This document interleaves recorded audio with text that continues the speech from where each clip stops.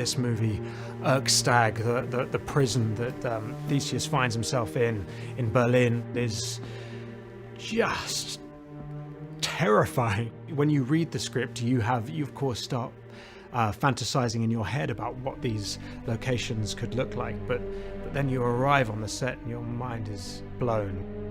You want an actor to walk into a set and go, oh yeah, this feels like I really wouldn't want to be here.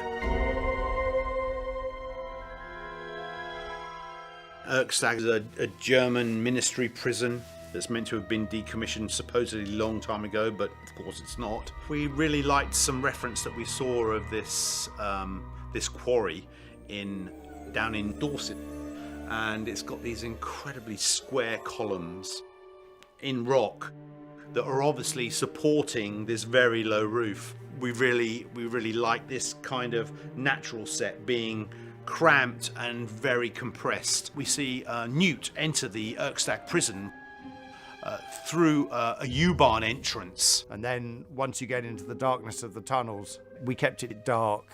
You kept going in and out of light. Texture, tone, dripping rock. So initially, one, I think, understands the danger of where Theseus has been taken.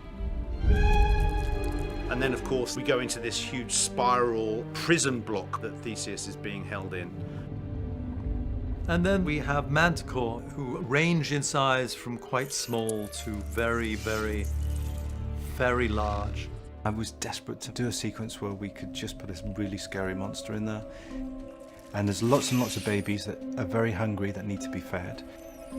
And there's this great big scary mother one that sort of resides in the depth of the jail, occasionally grabbing prisoners, ripping them up into pieces and feeding them to the babies. It sounds really horrible, and it is really horrible, but it's also slightly bizarrely funny, because Newt's way into the prison and out of it is to encourage the little baby manticores to do a kind of little dance.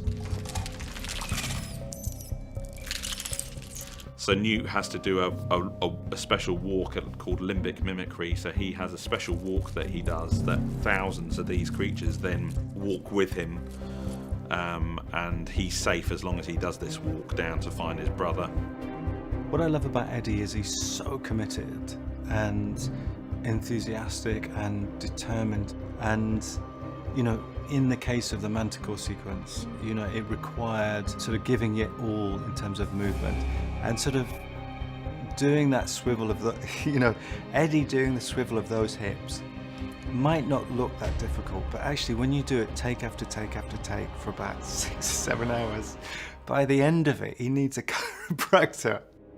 It wouldn't be a Fantastic Beasts film without me having to go some ritual humiliation, normally involving a dance of some description.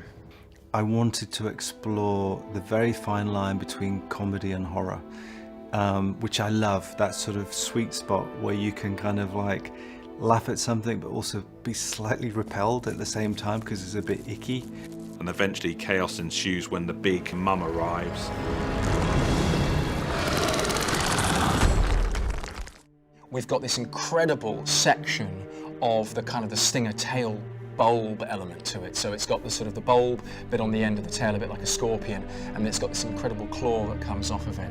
And we've been using that in the scenes in Erkstag where Theseus and Newt have been running away from the creature that is trying to attack them. And so that's really useful to be able to kind of place that in and have something for the actors to react to in terms of generating an exciting, believable and fun performance. It's a very funny, little bit scary, but quite fun scene where they're both in danger of being devoured by these creatures, against which we see their brotherly dynamics play out. Eddie and I have been really trying to build that brother relationship, exploring these characters, balancing the universal themes of friendship, family, brotherhood with a darker world.